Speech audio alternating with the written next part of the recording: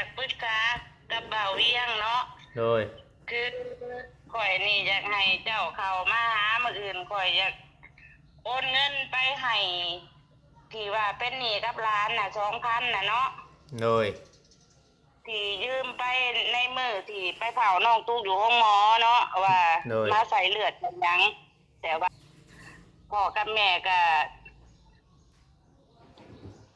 เพราะว่าเงินที่แบบจ่ายก็คือจ่ายไปแล้วก็เงินที่ส่วนยืมของที่เพิ่นให้บอกว่าให้โอนให้เขาแต่ว่าพ่อกับแม่ไปซื้อข้าวสารแล้วเนาะก็เลยแบบว่าอ๋อมันบ่พอโอนโอ้โดยเงินโตอันเจ้าเอามา2,000ตอนนั้นเจ้าชื่อข้าวสารช่องโศกหั่นบ่โดยอ๋อที่ว่าบ่ได้ใช้เพิ่นก่อนเนาะแม่นก็เลยว่ายังบ่ได้ใช้แล้วโทรไปหาหลานอ๋อโทรไปหาหลานเพิ่นว่าบ่ได้ทั้งว่าบ้านมีกระจังใช้ก็เลยพอจอยก็เลยบอกว่าประมาณเดือน2 เดือนสิหาเงินใช้ให้แต่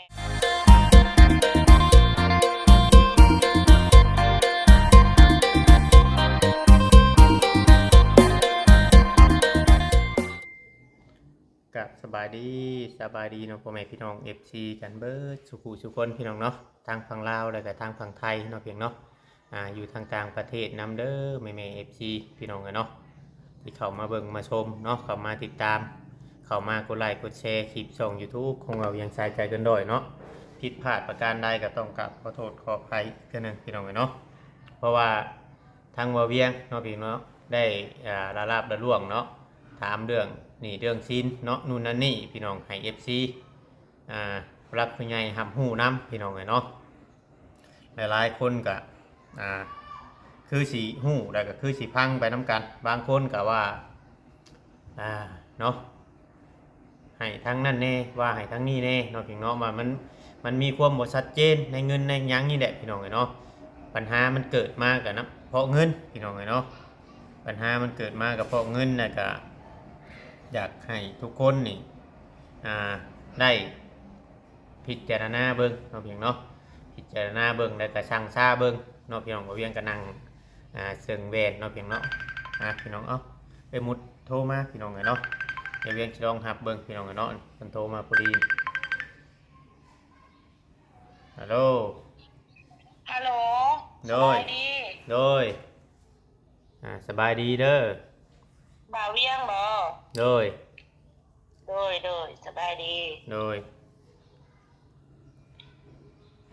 มีอย่างเนาะเออ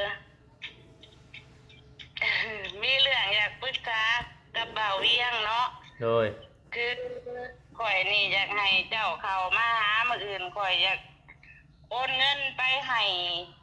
ที่ว่าเป็นหนี้กับร้านน่ะ2,000น่ะเนาะโดยที่ยืมไปในมือที่ไปเผาน้องตุ๊กอยู่ห้องหมอเนาะว่ามาใส่เลือดแม่ก็เพราะว่าเงินที่แบบจ่ายก็คือจ่ายไปแล้วก็เงินที่ส่วนยืมของที่เพิ่นให้บอกว่าให้โอนให้เขาแต่ว่าพ่อกับแม่ไปซื้อข้าวสารแล้วเนาะก็เลยแบบว่ามันบ่พอโอนโอ้เงินโตเจ้าเอามา2,000ตอนนั้นเจ้าชื่อข้าวสารช่องโศกหั่นบ่โดยอ๋อที่ว่าบ่ได้ใช้เพิ่นก่อนเนาะแม่นก็เลยว่ายังบ่ได้ใช้แล้วโทรไปหาหลานอ๋อเพิ่นว่าบ่ได้ทั้งว่าบ้านมีกระจังใช้ก็เลยพอจอยก็เลยบอกว่าประมาณเดือน2 เดือนสิหาเงินใช้ให้แต่อันนี้พอดีว่าเอื้อยหมดน่ะมาหาเอื้อยยืมเงินเอื้อยได้ล้านหนึ่งเนาะตอนนี้ว่าสิไปใช้หนี้อ๋อโดยบัดนี้แหละเจ้าสิใช้หนี้เพิ่นโดยแต่ว่าได้ล้านหนึ่งเนาะเอื้อยซอยได้ส่ำนี้เพราะว่าเอื้อยก็มีลูกน้อยอีหยังแหน่เพิ่นก็บอกว่าซอยได้ส่ำนี้เนาะอ๋อโดยแล้วมื้ออื่นน่ะเฮาเข้าไปหาแหละเจ้าสิโอนเงินให้เพิ่นเบิ่งน่ะให้ FC เพิ่นเห็นนำกันเนาะโดยอยากให้บ่าวเวียงเข้ามาแบบว่าลงคลิปให้แน่เนาะสิว่าโอนเงินจังซี่นะมทำคลิปให้แน่เพิ่นผู้ใหญ่เพิ่นจังสิเชื่อใจเนาะแบบว่ามันแต่ก็บ่รู้ว่าสิมีเงินซำใดแบบว่าแต่ว่ามีแล้วล้านหนึ่งยืมเอื้อยได้แล้วแต่อยากว่า อ๋อตอนนี้เจ้าตอนนี้เจ้าเมื่อหาเอื้อยเจ้าบ่โดยตอนนี้ก็อยู่กับเอื้อยอยู่อ๋อเอื้อยก็กำลังปลูกผักอยู่อ๋อเอาเจ้าเมื่อนี้บ่โดยพ่อบ่จ้อยบ่ได้กลับมาเลยบ่มื้อนี้ก็คือสิกลับตอนกลางคืนถ่ายกินข้าวกินน้ำแล้วก็ว่าสิเมื่อกลางคืนก็ได้เพราะว่ามันบ่ไกลเอามาปานใดได้อยู่กับไผสมาน้อยน่ะเอาเอามาอยู่กับเอื้อยเอามาให้เอื้อยแล้วเพราะว่ามัอ๋อนยากเนาะกันว่าบ้านอาชีพนี่แหละมันยากก็มาก็เลยมาฝากเอื้อยเลี้ยงไว้อ๋อเจ้าเลยเอาอ๋อเจ้าตังเอามาเมื่อฝากไว้น้ำเอื้อยเจ้าเลยบ่โดยเพราะว่ามันสิยากเวลาที่ไปเฮ็ดเวียกไปหันไปนี่ก็เลยว่าคิดว่ามันอยู่ห้องเขามันก็บ่เหมาะสมที่ว่าสิเลี้ยงหมาเกรงใจเขาแน่นะอ๋อโดยโดยมันก็เป็นนั่นความคิดที่ดีแล้วทางผู้หลักผู้ใหญ่เพิ่นจังอ่าเพราะว่าเพิ่นก็เบิ่งเฮาหลายคนอยู่หั่นแหละทางผู้ใหญ่เพิ่นก็เพราะว่าเฮาอันเว้าเนาะเฮาเว้าเฮาถามแล้วก็เฮาเคลียร์จบแล้วนี่สินตั้งแต่อยู่โรงพยาบาลแล้วเนาะตั้งแต่อยู่โรงหมอแล้วก็ทางบ่ลาวเราก็บ่ได้ฮู้ว่ายังบ่ใช่นี้เพื่อให้ความเป็นธรรมทั้งสองกรรมสองพายเพื่อให้ทางผู้หลักผู้ใหญ่เพิ่นเบิ่งที่ว่าไม่เรื่องคัดข้องว่าปัญหาหยังที่ว่ายังบ่โอนเงินเพราะว่าเอื้อยหมดน่ะคิดว่าออกมาจากอันเผาลูกเอาลูกมาเรียบร้อยแล้วมาฮอดเฮือนฮอดซ่านแล้วบัดนี้หางานก็ยังบ่ได้เฮ็ดแล้วเงินใช้ก็บ่มีแล้วเอื้อยก็เลยโทรไปหาหลานอยู่ที่ว่ายืมเงินนั้นแล้วก็บอกว่าเอื้อยขอใช้ก่อนได้บ่เอื้อยจะซื้อข้าวสารหลานบอกว่าบ่เป็นหยังเนาะโดยก็เลยว่ามันคัดข้องอยู่นี่แหละเพราะว่าเอื้อยบ่ได้แจ้งว่ายังบ่ได้อันโอนแหละนางตุ๊กมันก็เข้าใจเนาะนางตุ๊กว่าเข้าใจว่าพ่อกับแม่น่ะโอนแล้วบัดนี้เงินส่วนนั้นโดยโอ้ยเพราะว่าพ่อกับแม่ก็บ่ทันแจ้งว่าเฮาออกมาจากโรงหมอแล้วครับเอาเงินส่วนนั้นน่ะไปซื้อข้าวเนาะแล้วก็โทษแจ้งแต่ร้านทั้งนั้นแต่บ่ได้แจ้งลูกเนาะลูกก็คือสิเข้าใจผิดก็ขอโทษขออภัยนำผู้ใหญ่เพิ่นแหน่โดยเฮาก็คิดว่าคุยกันมันยังกับเจ้าของเงินแล้วแต่มันสิแล้วเนาะแม่นค่อยก็คิดจังซั่นว่าท่านเนาะว่าลูกอันก็สิเข้าใจผิดนะโดยโอ้ยสามีแต่ว่าบ่เป็นหยังมีแต่ว่ามื้ออื่นเนี่ยเฮาจังสิเข้าไปเฮ็ดคลิปให้ทาง FC เพิ่นเบิ่งมันจังสบายใจทั้งนั่นแน่ทั้งนี้แน่แล้วก็เฮาก็จังสิบ่ได้เว้าทั้งลูกก็จังสิบ่ได้เว้าทั้งเฮาแล้วก็ให้มันจบกันในเรื่องนี้เรื่องศีลเนาะก็แต่เงินนี่มีอยู่ล้านหนึ่งเงินล้านหนึ่งมันก็สิบ่ครบ 2,000 น่ะนะบ่าว 2,000มันสิตกอยู่ล้านสองเนาะแม่นเดี๋ยวมีแต่ว่าพังเบิ่งมื้ออื่นเด้อซะเด้อพังเบิ่งมื้ออื่นนั่นเทื่อว่าเข้าไปนั่นเทื่อว่ามีแนวแก้ไขโดยสบายดีโดยเนาะพี่น้องเลยเนาะทั้งบ่เวียงกำลังว่าสิเฮ็ดคลิปคือว่าเป็นเรื่องที่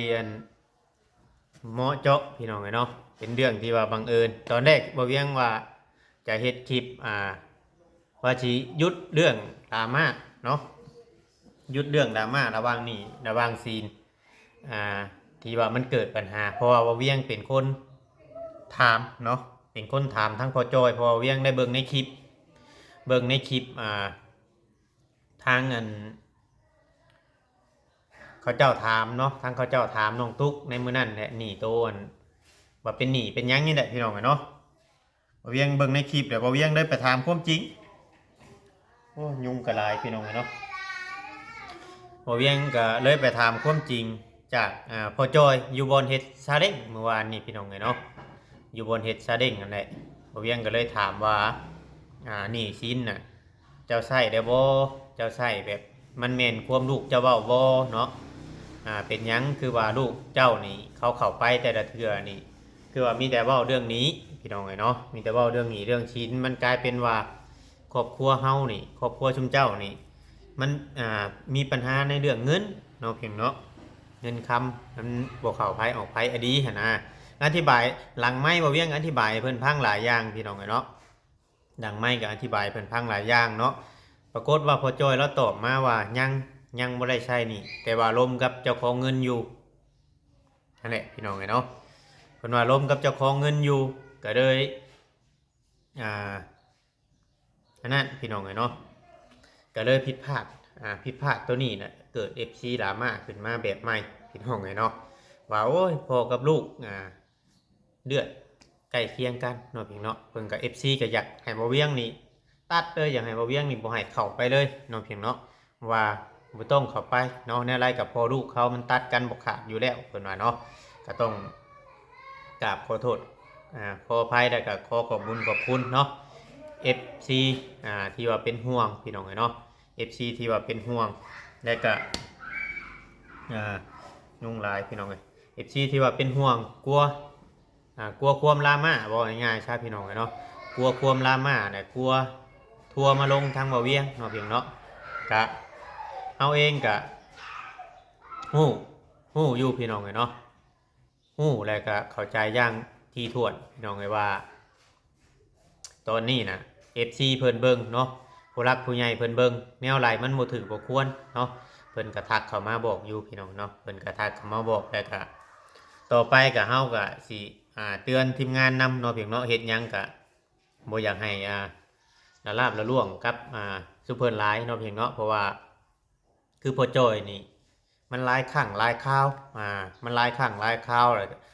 เกิดให้ทางผู้รักผู้ใหญ่นี่บ่ไว้เนื้อเชื่อใจพี่น้องเนาะตั้งแต่ชุมไม่อ้ายหรือว่าชุมบ่อเตียงเพิ่นเนาะรุ่นก่อนๆเนาะคือว่าทางเพิ่นก็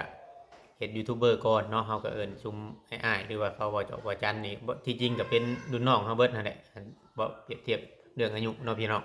ก็ชุมเพิ่นเฮ็ดมาก่อนเนาะพี่เนาะเพิ่นก็ช่วยเหลือเราหลายทางครอบครัวเราตั้งแต่เมียเรายังบ่เสียเนาะพี่เนาะเพิ่นก็ช่วยเหลือเรามาหลายพี่น้องเนาะแต่ว่ามันผิดหวังหลายอย่างจากครอบครัวเราเนาะพี่เนาะเป็นคนที่ว่าปักหลักปักฐานบ่ได้พี่น้องเนาะแต่ตอนนี้เนาะพี่น้องคือบ่เวียงเว้าหั่นแหละเบิ่งไปเนาะคือเราอยู่ทางกับเอ้ยหมุดนี่ประมาณปีปลายพี่น้องเอ้ยประมาณปีปลายแต่อยู่นำกันว่าเราจะอยู่ได้ล้นหรือว่าอยู่ได้นั่นแต่ว่าลูกนี่ทั้งนั้นก็มีทั้งนี้ก็มีแต่เขาเจ้าสิบ่เอาลูกตามที่เฮาถามเนาะเขาสิอยู่นำกันแหละลองสร้างชีวิตลองสร้างชีวิตเบิ่งเนาะเพียงเนาะสร้างชีวิตกับทางพ่อจอยนี่มันจะดีขึ้นหรือมันสิคือผัวเก่าเราเนาะตามที่เคยหมดเรามากอันนี้กันถ้ามันเป็นคือผัวเก่าเราหรือว่าผัวเก่าเราอาจจะบ่ค่อยฟังความเราเนี่ยพี่น้องเนาะตามที่เราเล่าแต่ถ้าทางพ่อจอยฟังความหรือว่าตั้งใจทำมาหากินนำการไปนี่คือว่าเราสิเป็นคนพัฒนาผัวนะพี่น้องหรือว่าซอยกันทำมาหาสางเนาะอันนี้ก็เบิ่งไปพี่น้องเนาะแต่ว่าเพิ่นได้โทรมาแจ้งว่าเวียงนี้ตอนแรกว่าเวียงก็สิได้อธิบายให้ชี้พังในเรื่องที่ว่าเวียงเล่ามาตอนไปถามในเรื่องไปถามรถชาเล้งอะไรพี่น้องเนาะว่าเวียงว่าสิเฮ็ดคลิปยุดเนาะเพิ่นได้โทรมาแบบนี้เฮาก็สบายใจอีกขั้นนึงพี่น้องเนาะสบายใจอีกขั้นนึงเพราะว่าเฮาก็อยากให้เพิ่นใช้อยู่แล้ว FC เมื่อวานนี่ FC ยังทักมาหาว่าเวียงเลยเนาะโทรมาหาว่าเวียงเมื่อวานนี่พี่น้องเอ้ยเฮ็ดในใดก็ได้ว่ะในเมื่อเจ้าเอาเงินในน้องตุ๊กมาให้พ่อแม่เขาไล่แล้วเจ้าต้องเอาเงินชวนนั่นน่ะไปใช้หนี้เพื่อสิบ่ให้เกิดดราม่าเนาะอันนี้ก็พี่น้องเอ้ยเนาะก็บ่เวียงก็บ่ได้ค่อยอยากกล้าถามเพิ่นปานใดในเรื่องเงินเรื่องคำแต่ว่าตอนนั้นทางเพิ่นฝากให้เฮาเข้าไปจัดการในเรื่องนี้เฮาก็เลยจัดการให้พี่น้องเอ้ยเนาะเฮ้ยพี่น้องเอ้ยจักสิว่าแนวใดแต่ก็มีแต่กำลังใจก็คือFC เนาะ FC แต่ผู้รักผู้ใหญ่เพิ่นคอยตักเตือนเนาะพี่เนาะเฮาเฮ็ดหยังผิดหรือว่าเฮาเฮ็ดหยังถูกก็เพิ่นคอยแนะนำพี่น้องเอ้ยเนาะบางเทื่อบางทีน่ะการสัมภาษณ์เนาะพี่เนาะการสัมภาษณ์คลิปนี่มันหลายคนเนาะพี่น้องมันหลายคนแฮงก็บางเทื่อบ่เวียงเองก็บ่อยากเว้าหยังหลายเนาะมันย้านมันผิดมันอันนั้นแหละแต่ว่าในเมื่อทีมงานเนาะหมู่คู่ไปนำกันสมมุติว่าเฮาสิแยกถ่ายทีละคนนี่ก็ให้เข้าใจเนาะพี่น้องเฮาเกรงใจผู้เฮาสัมภาษณ์ยันเพิ่นเมื่อยเนาะที่จริงเฮาเข้าไปสัมภาษณ์เพิ่นนี่ก็เฮาอยากให้เพิ่นไล่หั่นแหละพี่น้องเนาะก็เฮาอยากให้เพิ่นได้บางเทื่อมีผู้ช่วยเนาะบางเทื่อมีผู้ช่วยและมีผู้ ผลักดันเพิ่นขึ้นนะพี่น้องมีผู้ผลักดันเพิ่นขึ้นนะเป้าหมายของเพิ่นนะคือว่าอยากขายเสื้อผ้ามือสองเนาะว่าชุมราสิเฮ็ดไร่บ่เนาะพี่น้องเนาะแต่ว่าเฮาก็อยากเบิ่งเนาะพี่น้องเนาะอยากเบิ่งว่าความพันของชุมเพิ่นน่ะมันสิเป็นจริงบ่เนาะพี่น้องเนาะบ่เวียงเว้าอยู่เทิงเฮือนนี่ก็ลูกหลานเขาเล่นเด่นอยู่รุมเนาะพี่น้องเนาะก็มีเสียงเล็กน้อยพี่น้องเอ้ยต้องกราบขอโทษขออภัยนำ FC เนาะก็คือเว้าหั่นแหละพี่น้องในความคิดความอ่านเนาะพี่น้องเนาะบางคนก็ผู้หลักผู้ใหญ่เพิ่นก็ว่าเฮาตัดสินใจว่าเราน่ะตัดสินใจไวเกินไปที่จะออกมาอยู่หันโดยที่ยังบ่มีทุนมีหยังหันนะอันนี้ก็บางเทื่อก็ขับที่อยู่ได้ขับใจอยู่ยากอย่างที่อันคำสุภาษิตเพิ่นเว้าหั่นแหละพี่น้องเอ้ยเนาะก็ต้องหาทางออกมาได้หาวิธีแก้ไปนำหลังเพราะทาง YouTube นี่ก็ยังถ่ายเพิ่นอยู่พี่น้องเอ้ยเนาะก็ยังบ่ได้ปาได้ทิ่มเพิ่นเนาะก็มีแต่ว่าให้ผู้ใหญ่เพิ่นเนาะเบิ่งแล้วก็พิจารณาเบิ่งพี่น้องเอ้ยเนาะว่าสิมีคนช่วยเพิ่นบ่ว่าสิมีคนยื่นมือเข้ามาช่วยเพิ่นบ่เนาะเพิ่นเนาะเฮ็ดหยังก็ยากพี่น้องเอ้ยขอแค่ว่าเฮารู้คำว่ารู้นี่ก็คือขยันนั่นแหละพี่น้องเนาะขอแค่ว่าเฮารู้เฮามันเนาะขอแค่ว่าเฮารู้เฮามันนี่บ่เวียงว่ามันต้องมีมือหนึ่งประสบผลสำเร็จเนาะเพียงเนาะประสบผลสำเร็จได้ก็เฮ็ดให้เฮานี่บ่อดตายเนาะเพียงเนาะถ้าเฮาสู้ไล่เนาะจากคนที่เคยดูถูกเฮาเนาะจากคนที่เคยคิดใส่เฮาแนวเฮาบ่ดีเนาะเพียงเนาะอย่างคือเอาเวียงสิเปรียบเทียบไปก่อนเนาะอย่างคือเขาอันบ่จอยหรือว่าไอ้จอยครับหมดทางพ่อจอยเพิ่นนี่ถ้าเราสู้กับเมียเรานี้ถ้าว่ามื้อใดมื้อหนึงเราประสบผลสำเร็จเนาะพี่เนาะมื้อนั่นแหละคือว่าสิเห็นลูกจังสิเห็นความดีของเฮาหั่นนะบางเทื่อเนาะพ่อแม่เฮ็ดแล้วพ่อแม่ประสบผลสำเร็จมีเงินมีหยังพอได้ใช้ได้จ่ายเนาะแบบว่าสิบ่มีไผช่วยหั่นนะเฮาต่อยอดได้นะพี่เนาะลูกก็อาจจะคิดว่าพ่อแม่นี่ถึงจะเป็นแม่เลี้ยงก็เพิ่นก็ดีเนาะเบิ่งพ่อเบิ่งหยังเฮาอยู่นํกันได้มาโดนแบบนี้นะพี่น้องถ้าว่าเฮาเข้ามาอยู่นํกันละข้างละคราวนี่มันก็มีอยู่แล้วพี่น้องเนาะหลายครอบครัวแฮงพี่น้องเอ้ยระหว่างแม่เลี้ยงกับลูกเลี้ยงมันสิบ่ค่อยถูกกันเนาะพี่เนาะเพราะว่ามันสิเป็นแบบนั้นขนาดแม่โจนเนาะว่าเปรียบเทียบตะกี้เนาะเพียงเนาะกับน้องแดงนี่เราถือกันปันเชี่ยวเป็นปันหมู่กันพี่น้องไงเนาะบ่แล้วก็ยังFC คอมเมนต์มาว่าแม่เลี้ยงกับลูกเลี้ยงเป็นไปแนวนั้นแนวนี้นะพี่น้องมันก็ยังมีพี่น้องไงเนาะเพราะว่าต่างคนต่างมุมมองหลายคนหลายแนวคิดพี่น้องไงมันคิดบ่คือกันเนาะเพียงเนาะนี่แหละสิ่งที่เฮาได้ผิดพลาดเนาะบางเทื่อเนาะเฮาทำความดีมาตลอดบัดเฮามาผิดพลาดในเทื่อเดียวโอ้ยคนเราเบิดปีพี่น้องไงเนาะแต่ความดีที่เฮาทำมาหลายนี่บ่มีเนาะเพียงเนาะก็อยากให้FC หรือว่าหลายคนหลายมุมมองอะไรพี่น้องไงเนาะก็ดีพี่น้องถ้าว่ามันเป็นอย่างคือเพิ่นเว้าเนาะเพียงเนาะถ้ามันเป็นคือเพิ่นเว้าว่าจะ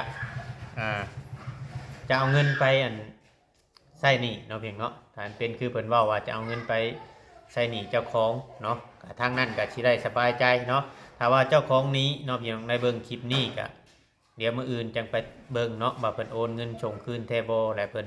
โอนให้แท้บ่แล้วก็ทางลูกๆก็สิได้สบายใจเนาะเทื่อหน้าเทื่อในถือว่าเฮาเจ็บเป็นเอ็นอุ่นเนาะเฮายื่นมือเข้าหาไผ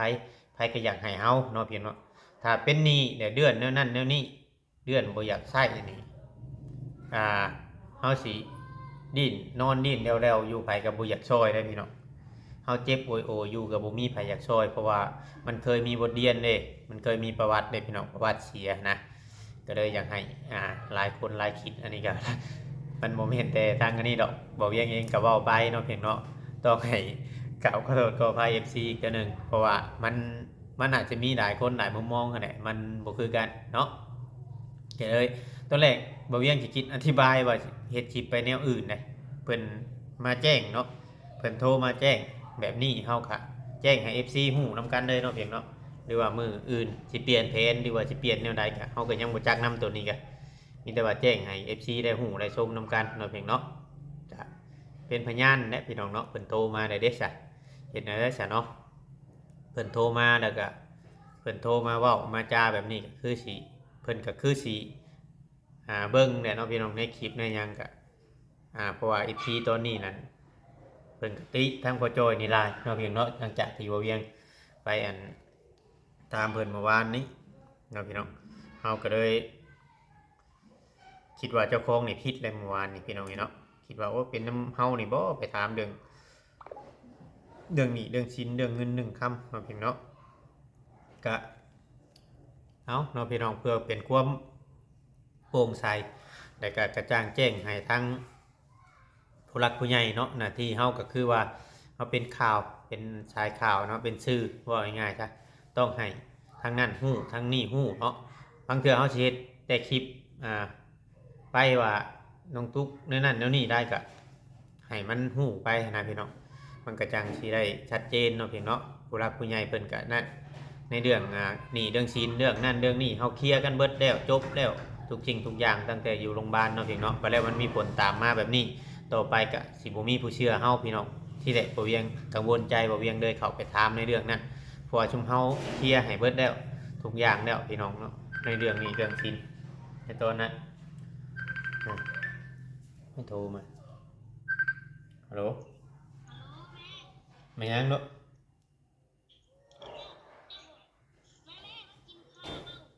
ยิงข่าวว่ายังไปเดี๋ยวพอเมื่อพอเฮ็ดคลิปอยู่จังหน่อยโดยลูกสาวโทรไปกินข้าวพี่น้องเอ้ยอยู่เพื่อนยายเนาะมื้อนี้เฮ็ดกล้วยปลาบอกคือว่าแนวใดพี่น้องจังไดก็นี่แหละพี่น้องเอ้ยเฮาก็อยากเฮ็ดให้มันชัดเจนเนาะเฮ็ดให้มันชัดเจนให้ FC ฮู้นํกันถ้าว่ามันบ่ถูกบ่ต้องหรือว่ามันบ่คองบ่งามแนวใดอันนั้นก็ FC คอมเมนต์เข้ามาเตือนเด้อพี่น้องเด้อคอมเมนต์กันเข้ามาเตือนหรือว่าทักเข้ามาเตือนบ่เวียงก็ได้พี่น้องเอ้ยเนาะถ้าว่ามันผิดพลาดแฮงเนาะเพียงเนาะแต่ว่าเฮาก็บ่ได้มีเจตนาในเรื่องนั้นเพราะว่าทีมงานเฮานั่นทั้งบ่าวลาวเพิ่นก็ได้ใช้ไปแล้วนะพี่น้องเฮาก็เลยอยากถามเนาะเพื่อความสบายใจพี่น้องเนาะ